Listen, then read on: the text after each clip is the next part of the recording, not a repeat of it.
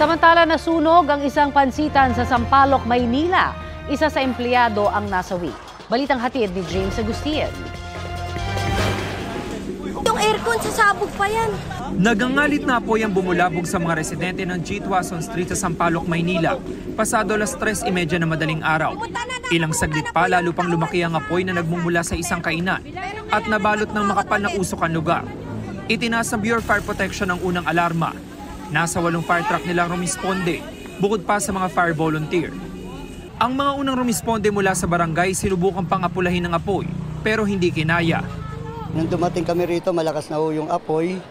Ginamitan na ho namin ng fire extinguisher. Nasa 8 to 10 fire extinguisher, hindi na ho namin talaga maapula yung sunog. 2 lalaking stay-in na empleyado ang nakaligtas. Natutulog daw sila sa ground floor na mangyari ang insidente.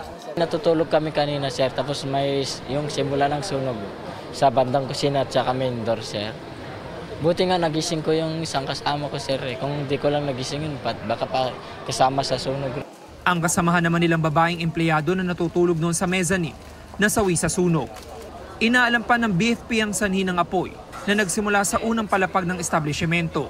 Kasalukuyan pong inimbestigahan kung bakit nagkaganon ng fatality. Ito po ay isang residential commercial, dito po sila sa baba. Ito po ay isang kilala dito na pansitan. Napula ang sunog matapos ang halos 40 minuto. Umabot sa 100,000 piso ang inisyal na halaga ng pinsala sa istruktura. James Agustin, nagbabalita para sa GMA Integrated News.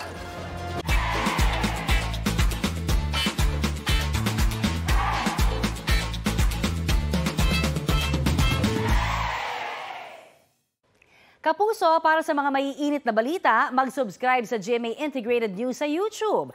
Sa mga kapuso naman abroad, subaybayan nyo kami sa GMA Pinoy TV at sa www.gmanews.tv.